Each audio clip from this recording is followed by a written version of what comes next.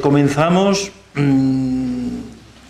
¿cómo comenzamos? Como hacemos siempre los cristianos, en el nombre del Padre y del Hijo y del Espíritu Santo. Amén. Y tenemos el recuerdo vivo del Papa Francisco, ¿verdad? Seguimos orando por él. Y también nos sentimos en comunión con todos los que comienzan un tiempo nuevo, el tiempo de la Cuaresma, porque ya estamos en el primer domingo de Cuaresma. Entonces, con el Papa Francisco y con todos los que, movidos por el Espíritu Santo, viven este tiempo no como un tiempo cualquiera, sino como un tiempo de gracia. Nos sentimos en comunión con ellos. E invocamos al Espíritu Santo, que es el que nos prepara el corazón para vivir la novedad de la gracia. Espíritu Santo, ven, ven. Espíritu Santo, ven, ven. Espíritu Santo, ven, ven. En el nombre del Señor. Y te pedimos, Espíritu Santo, que nos guíes, que nos lleves. Esta imagen tan bonita aparecerá en el Evangelio de hoy. El Espíritu llevando a Jesús al desierto. Entonces te pedimos, Espíritu Santo, que nos guíes y que nos lleves como llevaste a Jesús, como llevaste a María, como llevaste a tantos amigos y amigas nuestros santos, y que nos ayudes a vivir este tiempo de Cuaresma como un tiempo esperanzado. Estamos en el jubileo de la esperanza, un tiempo esperanzado, un tiempo alegre y un tiempo vital. Os recuerdo una anécdota que un autor, un cantante cubano,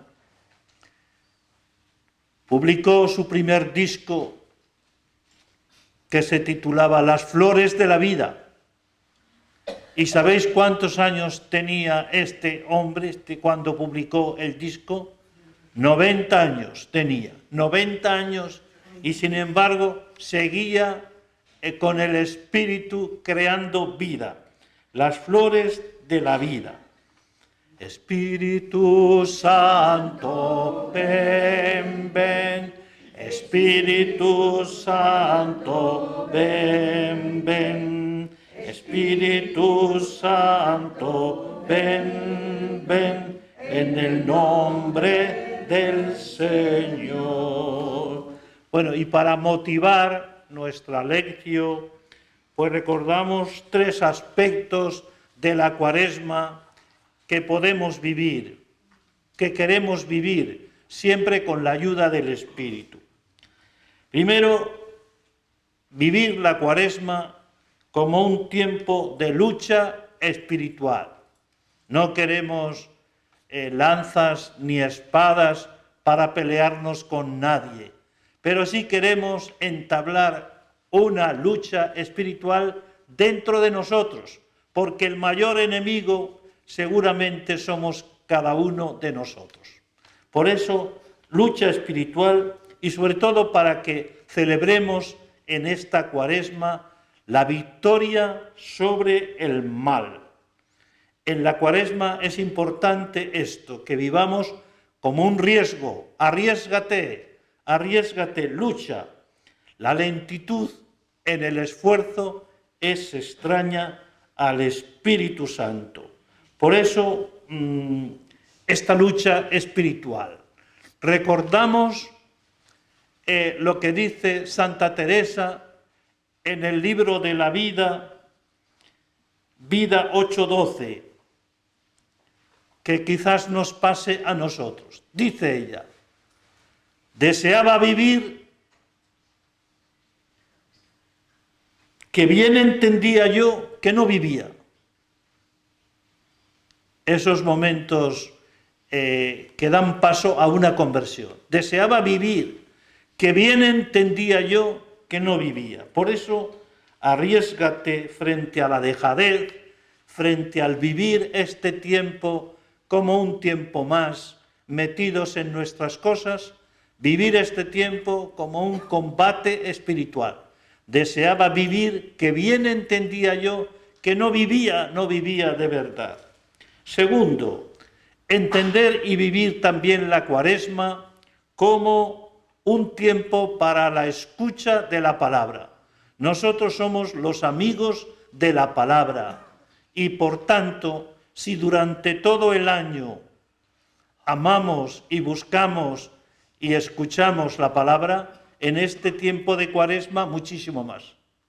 Por eso yo diría que en este tiempo tenemos que acercarnos a la palabra, que no se nos caiga de las manos ni del corazón la palabra y que la escuchemos. Y una forma preciosa de escuchar la palabra es la lección divina, como decía Carlo Maria Martini, que fue arzobispo de Milán. Este era muy devoto de la lección. Entonces la lección nos puede ayudar a tener la palabra siempre en el oído y a través del oído en el corazón.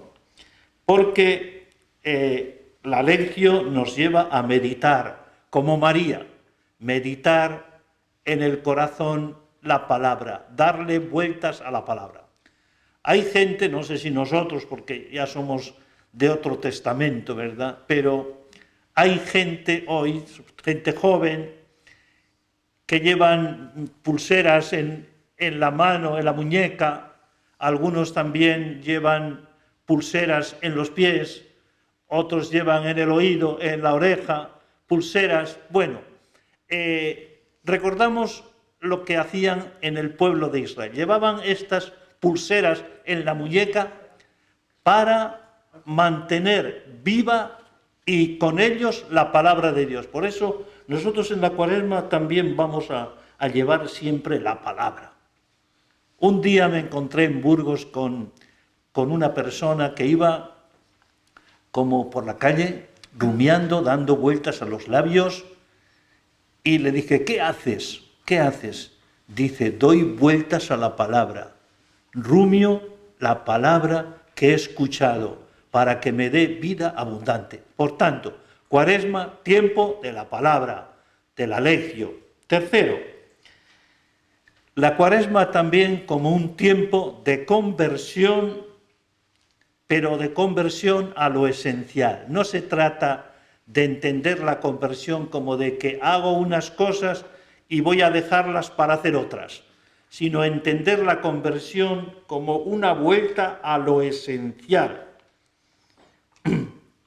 una vuelta para ser lo que somos, porque la gran tentación va a ser lo que no eres, ponerte a vivir como lo que no eres. Por eso la conversión es ser lo que somos. ¿Y qué es lo que somos? Pues lo que somos es, como veremos en Jesús, que somos hijos de Dios. Por tanto, ponernos a vivir como hijos e hijas de Dios.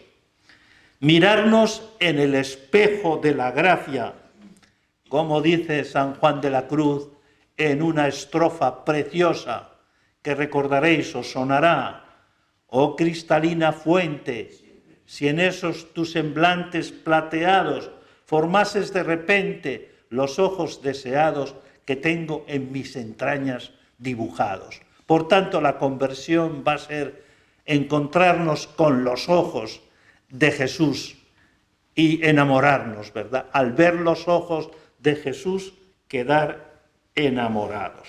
Bueno, por tanto, estas tres facetas las podemos vivir en la Cuaresma. Recordamos, primero, tiempo de lucha espiritual, un combate espiritual. Dice el Salmo, dice el profeta: adiestra mis manos, Salmo 143, adiestra mis manos para el combate, mis dedos para la pelea. Tiempo de pelea. Segundo, tiempo de escucha de la palabra, de lección. Y tercero, tiempo de conversión, que significa encontrarnos con los ojos de Jesús, que están dibujados en nuestras entrañas. Bien, y como contexto de este texto, el texto de la lección es Lucas 4, 1, 13, vamos a decir también alguna cosa por si os ayuda. Lo primero que recordar que estamos en el primer domingo de Cuaresma y que vamos a leer en este primer domingo un texto de nuestro amigo San Lucas. Un amigo que nos cae bien, todos nos caen bien, pero porque sabéis que San Lucas era muy amigo de la oración, muy amigo de los pobres, muy amigo de la mujer, muy amigo de María, pero sobre todo también Lucas es el amigo del Espíritu Santo y es el evangelista del Espíritu Santo. Y el Espíritu Santo es el que nos modela por dentro, el que modeló a Jesús y el que nos modela también a cada uno de nosotros. Es como el alfarero que va moldeando nuestro vaso según el proyecto de Dios. Bien, ¿de qué nos habla este texto que vamos a escuchar? Pues sobre todo de la lucha contra lo que hace daño al ser humano.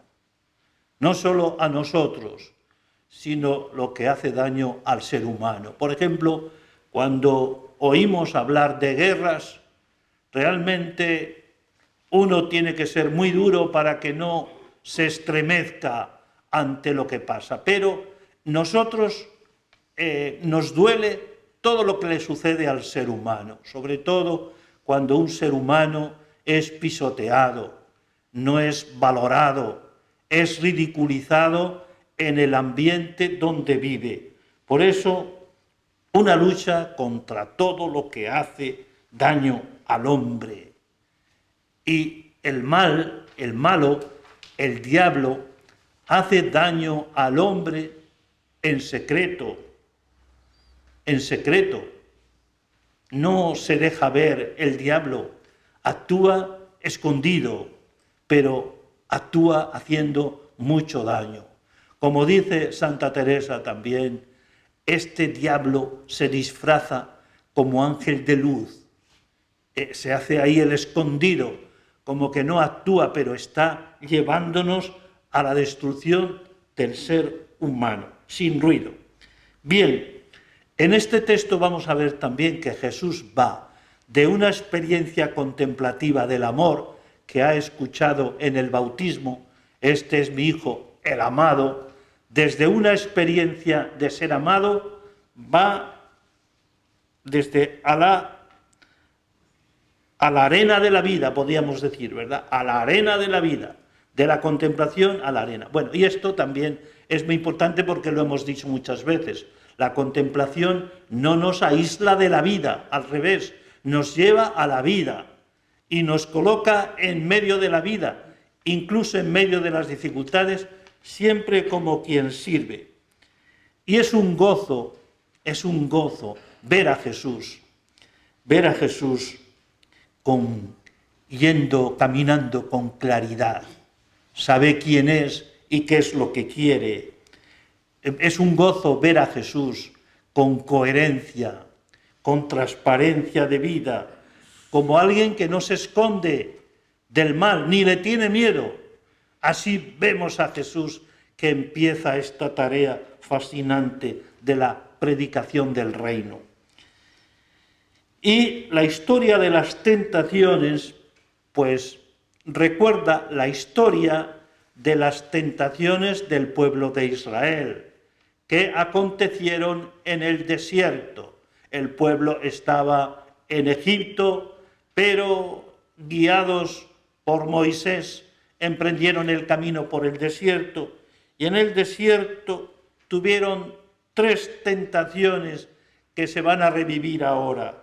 ¿Cuáles son estas tentaciones? Primero, que en el desierto pasaban hambre y dijeron, cuánto mejor que nos volvamos a Egipto, donde, aunque estábamos esclavos, teníamos cebollas, ajos y teníamos pan. El hambre del desierto les hace entrar en tentación. La segunda tentación es una idolatría.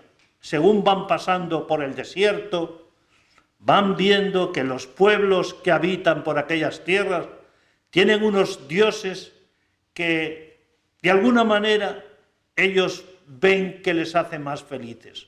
Parece que hay unos dioses mejores que nuestro Dios, por eso aparentemente más ventajosos, y tienen la tentación. ¿No sería mejor que nos hiciéramos seguidores de estos dioses? Y tercera gran tentación es que en un momento, como dice el Salmo 95, dice: no endurezcáis el corazón como en Meribá, como el día de Masá en el desierto.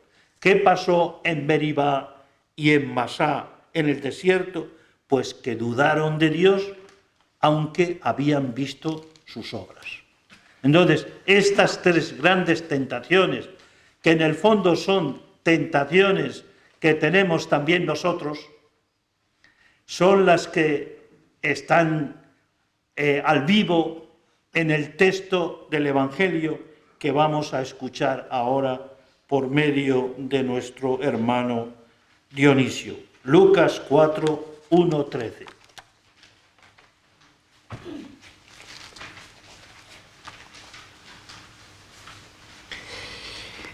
El Señor esté con vosotros. Y con tu espíritu. Lectura del Santo Evangelio según San Lucas. Gloria a ti, Señor. En aquel tiempo, Jesús, lleno del Espíritu Santo, volvió del Jordán y el Espíritu lo fue llevando durante 40 días por el desierto, mientras era tentado por el diablo. En todos aquellos días estuvo sin comer y al final sintió hambre. Entonces el diablo le dijo: si eres hijo de Dios, di a esta piedra que se convierta en pan. Jesús le contestó: está escrito, no solo de pan vive el hombre. Después, llevándole a lo alto, el diablo le mostró en un instante todos los reinos del mundo y le dijo: te daré el poder y la gloria de todo eso, porque a mí me ha sido dado, y yo lo doy a quien quiero. Si tú te arrodillas delante de mí, todo esto será tuyo. Respondió Jesús y le dijo: está escrito, al Señor tu Dios adorarás y a Él solo darás culto. Entonces lo llevó a Jerusalén y le puso en el alero del templo y le dijo: si eres hijo de Dios, tírate de aquí abajo, porque está escrito, ha dado órdenes a sus ángeles acerca de ti, para que te cuiden, y también te sostendrán en sus manos para que tu pie no tropiece contra ninguna piedra. Jesús respondió: está escrito, no tentarás al Señor tu Dios. Acabada toda tentación, el demonio se marchó hasta otra ocasión. Palabra del Señor. Gloria a ti, Señor Jesús.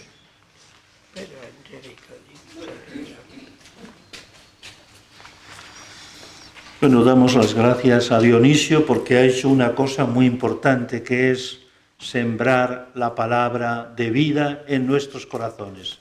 Este es un paso fundamental y seguro que ya esta palabra llena de fuerza y de vida os ha conmovido y os ha hablado en el corazón. Vamos a comentar brevemente algo de este texto. Primero, recordamos que Jesús, lleno del Espíritu Santo, también de una mujer se dirá llena. ¿De quién?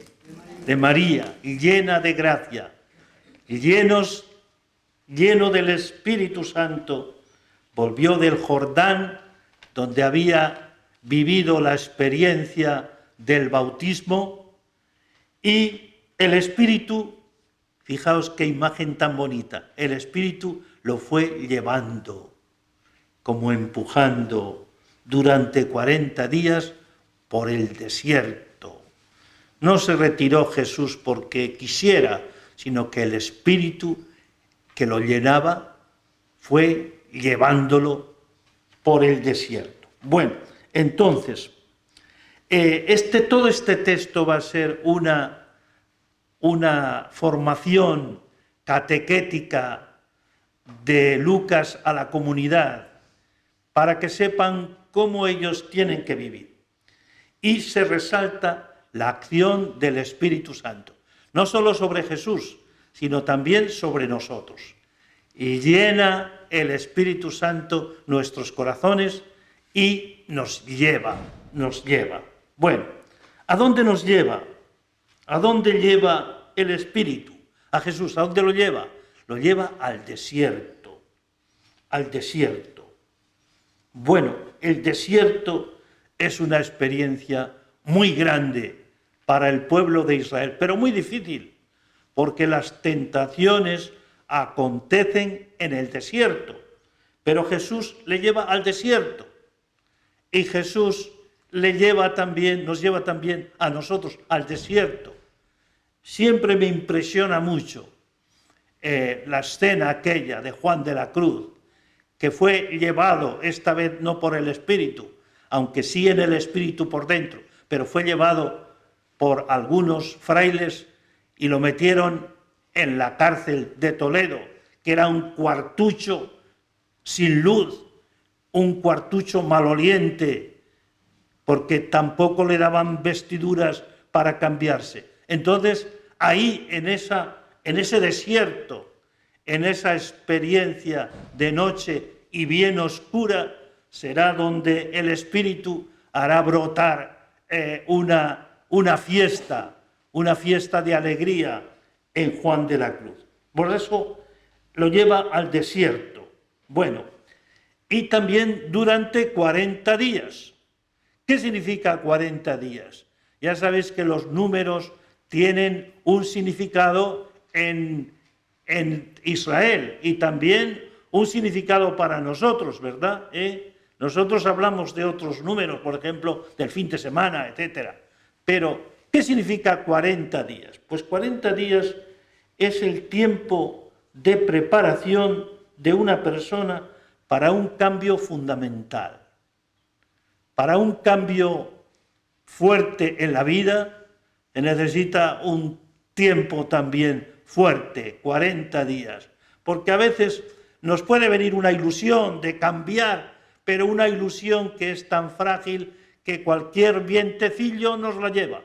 Por eso 40 días en la Biblia significa un tiempo suficiente de experiencia para un cambio fundamental en la vida. Bueno, ¿y qué va a hacer Jesús en el desierto? Pues rumiar el amor. En el desierto va a ser tentado, y tentado en la raíz de flotación. Va a ser tentado en lo más importante, pero también es más importante el amor que ha recibido en el bautismo. Por eso el desierto es para rumiar el amor. Bien.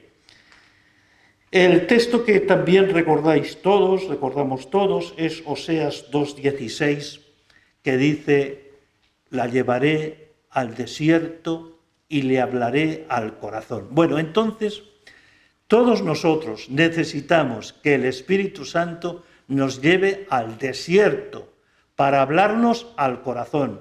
Y este será el gran milagro de la Cuaresma. En el desierto, pues, acontece esta búsqueda. San Juan de la Cruz también lo expresa de una manera preciosa. Nuestro hermano Miguel Márquez, general de los Carmelitas Descalzos, dice: si tuviera que decir mi profesión religiosa, lo haría con estos versos de San Juan de la Cruz. ¿Y cuáles son esos versos?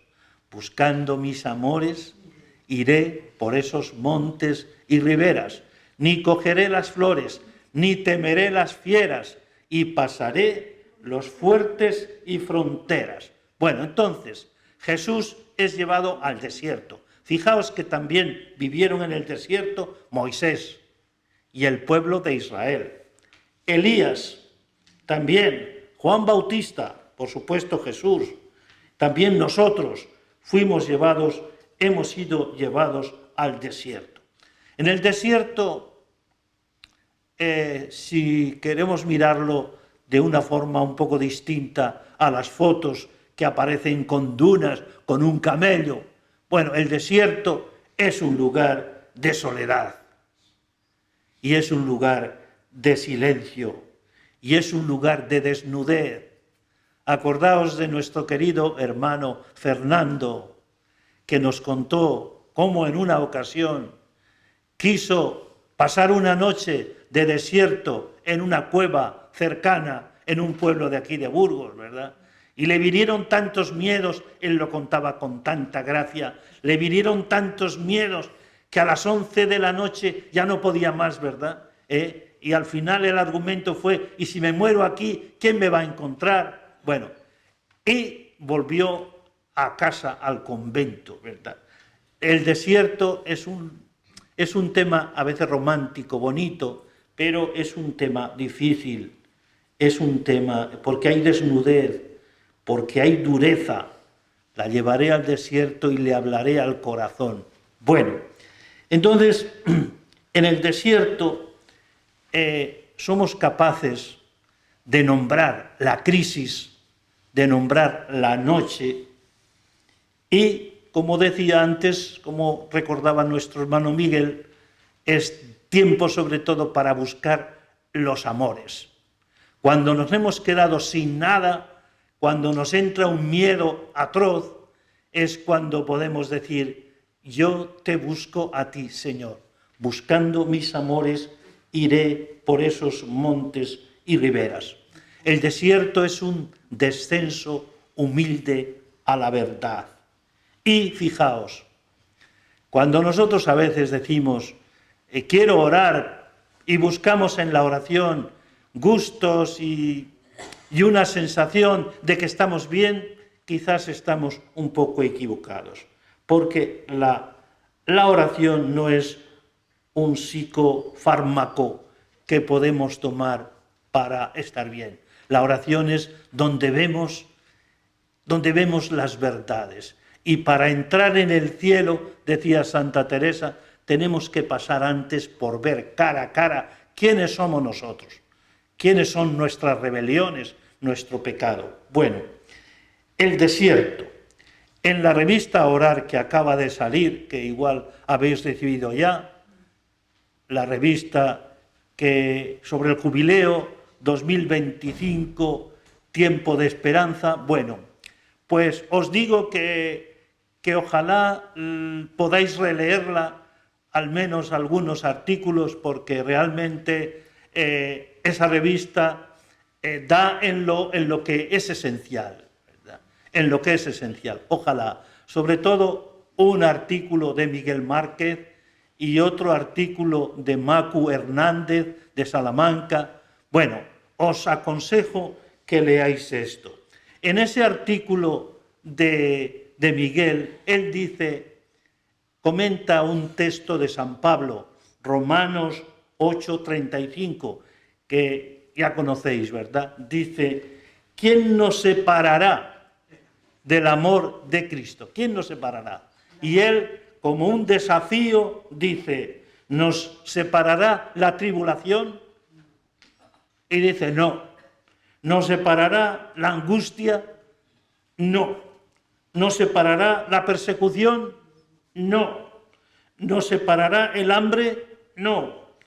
¿Nos separará la desnudez? No. ¿Nos separará la espada? No.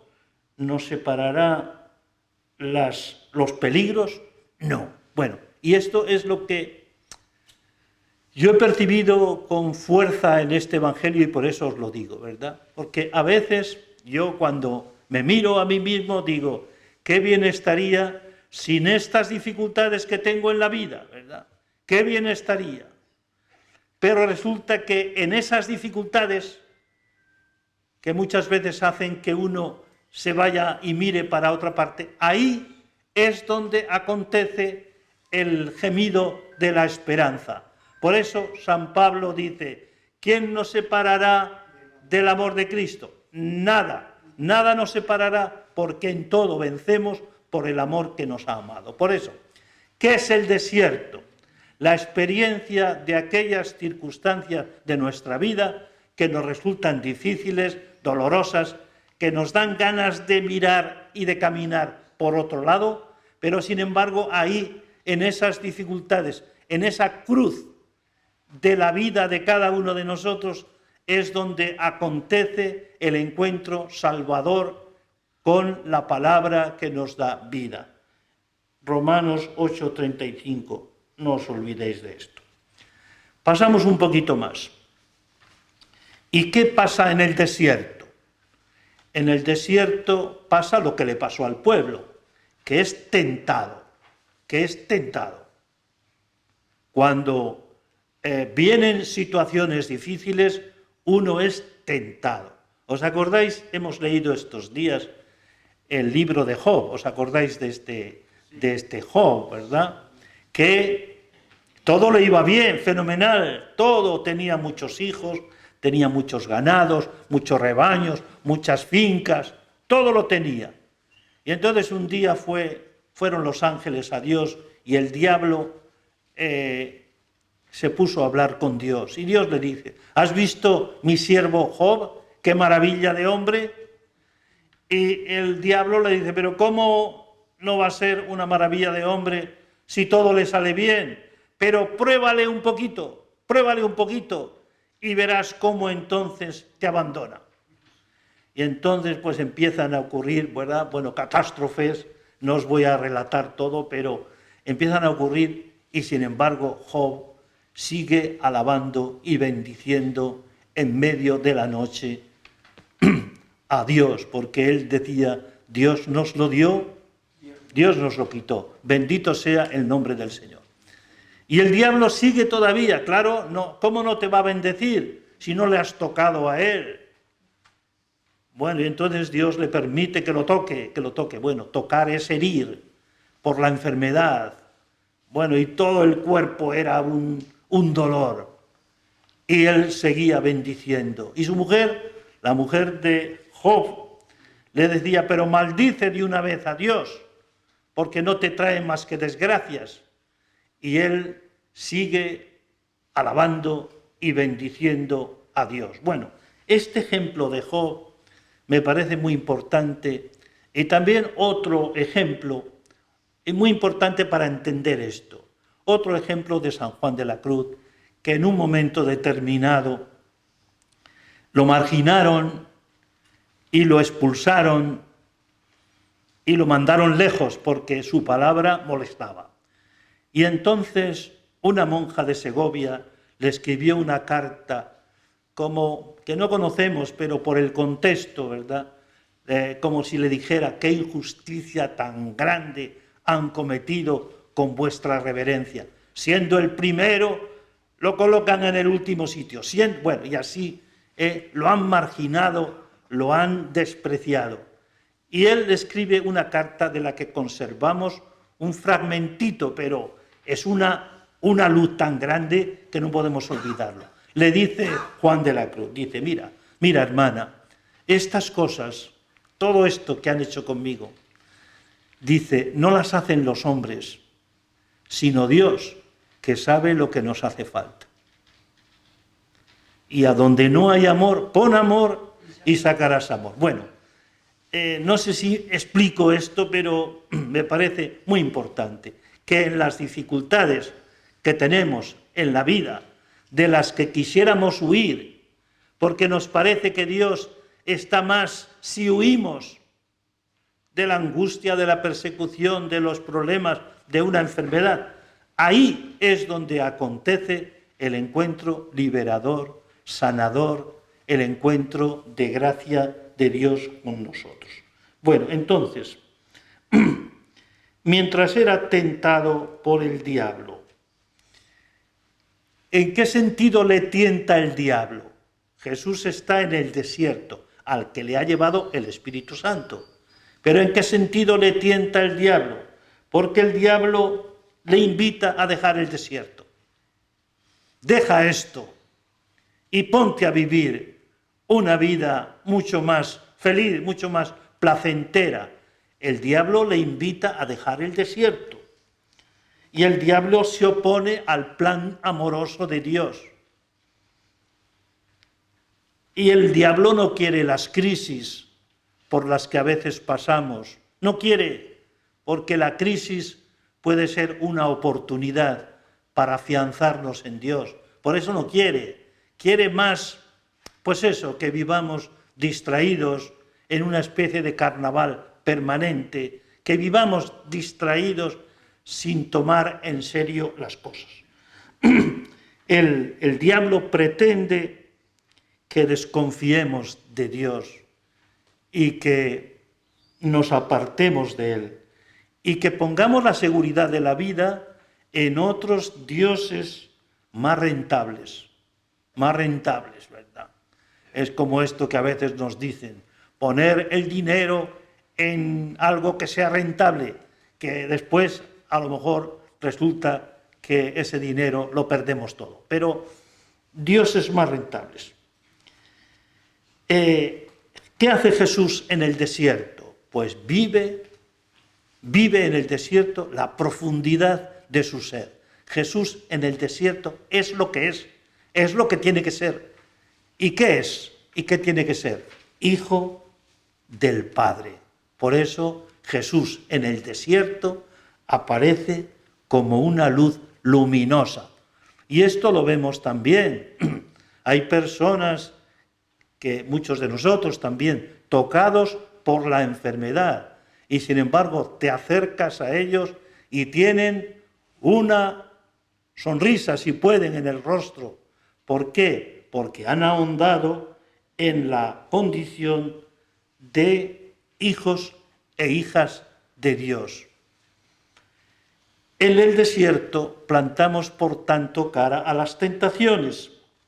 ¿A qué tentaciones? Bueno, hace 2 siglos y pico, un autor, Rosmini, escribió un libro que hablaba de las llagas de la Iglesia. Las llagas. ¿Cuáles son las llagas, las tentaciones de la Iglesia? Y él en aquel tiempo decía, una llaga es la separación del clero del pueblo de Dios. El clero por una parte, el pueblo de Dios por otra. Otra, decía, es la escasa formación del clero. Estamos hablando de hace unos siglos. Otra era que los obispos eran nombrados por gente que ostentaba el poder. Bueno, nombra esas llagas contra las que había que luchar en su tiempo. ¿Cuáles son las llagas, las tentaciones con las que hoy nosotros nos podemos encontrar? Bueno, pues el Papa Francisco, a quien recordamos con tanto cariño, dice, ¿sabéis cuáles son las llagas, las tentaciones de hoy en la Iglesia? Pues el hacer carrera, el vivir para hacer carrera, el vivir para ser más que los demás. O también, dice el Papa, la burocracia. O también dice las tentaciones del dinero.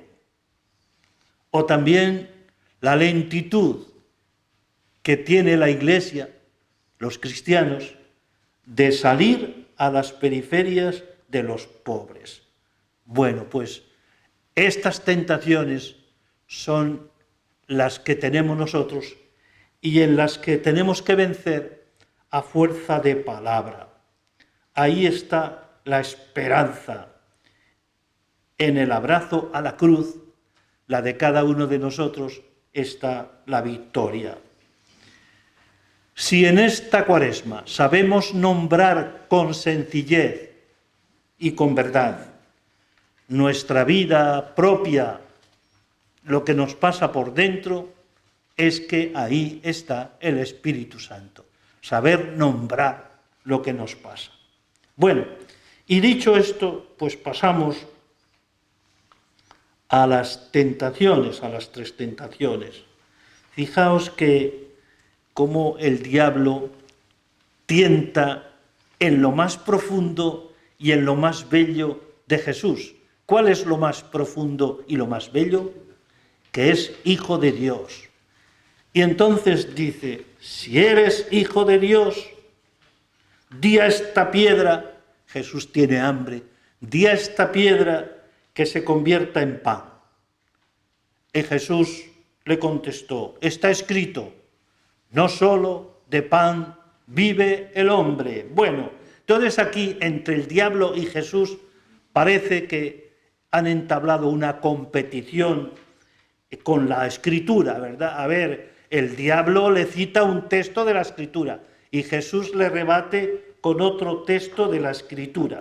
Bueno, ahí aparece la verdad frente a la mentira, la coherencia y la caridad frente a la oscuridad, el amor apasionado frente a la ruina. Si eres hijo de Dios, muchas veces, no sé si os habéis encontrado, pero esta gente que a veces nos tienta en el camino cristiano, dice, vamos a hacerle a la preguntita difícil. Tú que eres cristiano, tú que eres amigo de Jesús, ¿cómo entiendes esto o lo otro o lo de más allá? Bueno, lo mismo, ¿verdad?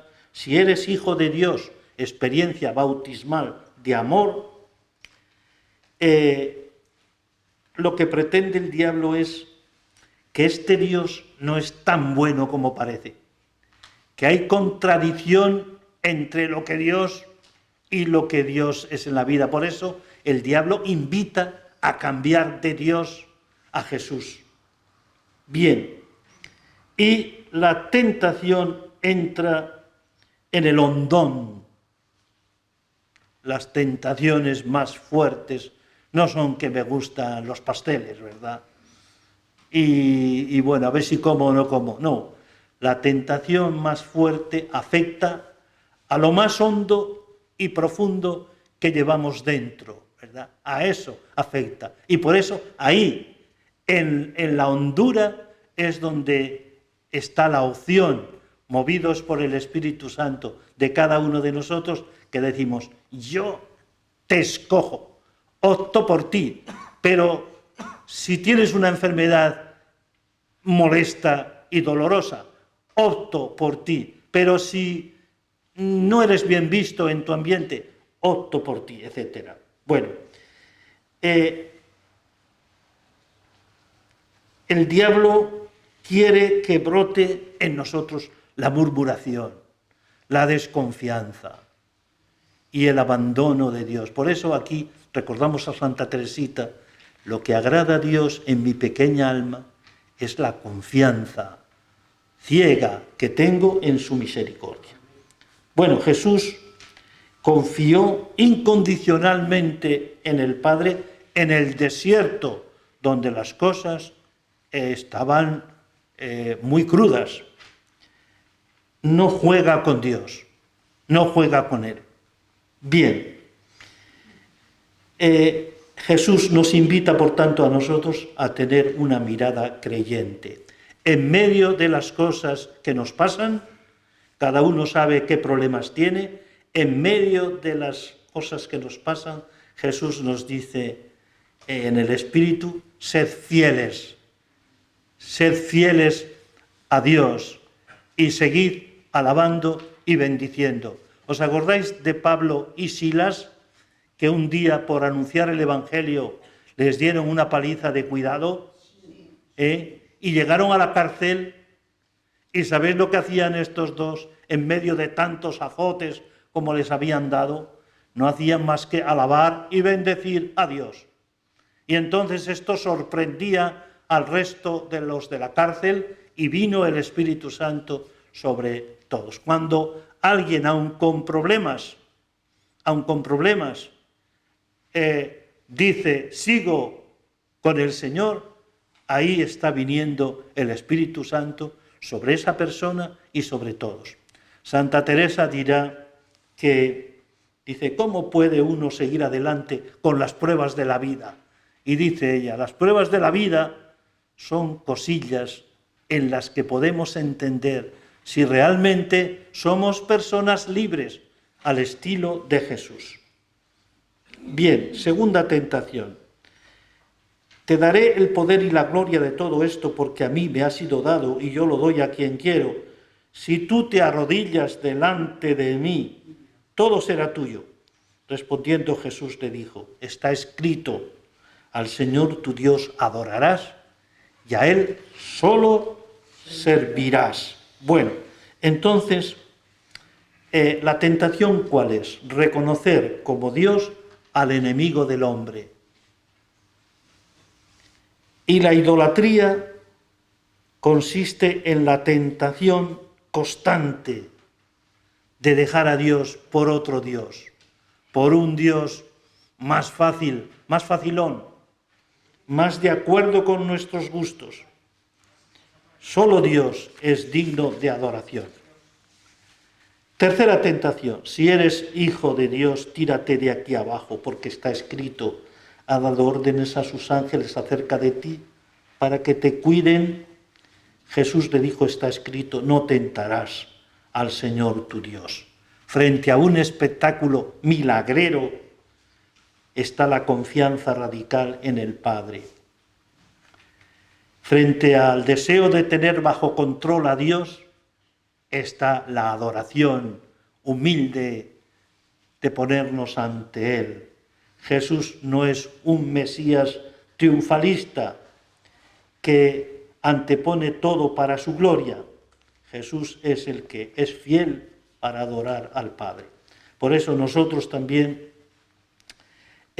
buscamos la adoración, una relación profunda de comunión con Dios. Por eso en vuestra vida cristiana seguramente que cultiváis esta adoración a la que nos invitan el día 13 de 5 a 7. Y termina el texto diciendo que acabada toda tentación, el diablo se marchó hasta otra ocasión. Bueno, el diablo se marchó porque Jesús va a ser tentado durante toda su vida. No podemos decir nosotros, ya me tentó en aquella ocasión, ya no volverá. El diablo volverá. ¿Dónde es vencido definitivamente el diablo? Pues el diablo es vencido en la cruz. En la cruz encontramos el tesoro de la alegría y el tesoro de la plenitud. Y por eso desde la cruz vamos de comienzo en comienzo, como dice también un salmo, hasta ver a Dios en Sión. Y vamos haciendo este camino enamorados de Jesús. Bueno, y alguna respuesta para cada uno de vosotros. Diríamos, por ejemplo, esta: ¿qué disposición tengo de hacer un camino espiritual al inicio de la Cuaresma? ¿Qué disposición tengo? ¿Y cuáles son las seducciones profundas que tengo y que nombro con la ayuda del Espíritu. Bueno, y para orar todo esto, pues yo creo que conviene volver a releer el texto y bendecir. Bendito sea Dios, dice Santa Teresa, bendito sea Dios, que de todo saca bien, de todo saca bien. Y os recuerdo un cuentecito, ¿verdad? Que todos sabéis lo que es la ostra, ¿verdad? La ostra. Cuando la ostra recibe un cuerpo extraño que no puede expulsar, lo envuelve en sus jugos y ¿sabéis lo que sale de ahí? La perla preciosa. Entonces también orar es envolver en los jugos de la gracia lo que nos pasa. Esto se dice fácil, pero no es tan fácil vivirlo, envolverlo para que de ahí salga la perla preciosa. Y como propuesta para vivir, pues yo os diría que lo importante que es que cada noche tengamos un momento de examen de conciencia durante esta Cuaresma para convertirnos al Señor, para darle el corazón al Señor, para vivir al día siguiente entre el amén confiado a Dios y el servicio generoso a los hermanos. Bueno, pues feliz Cuaresma y buen comienzo, mañana también con el miércoles de ceniza, y que sigamos a Jesús y a María y a los santos que no han abandonado la dificultad, sino que la han vivido amparados por la gracia de ser hijos e hijas de Dios. Acordaos que el día 13, de 5 a 7, habrá una experiencia de desierto, de silencio, aquí en esta casa, dirigido por el CIPE. Buenas noches a todos, pasadlo bien.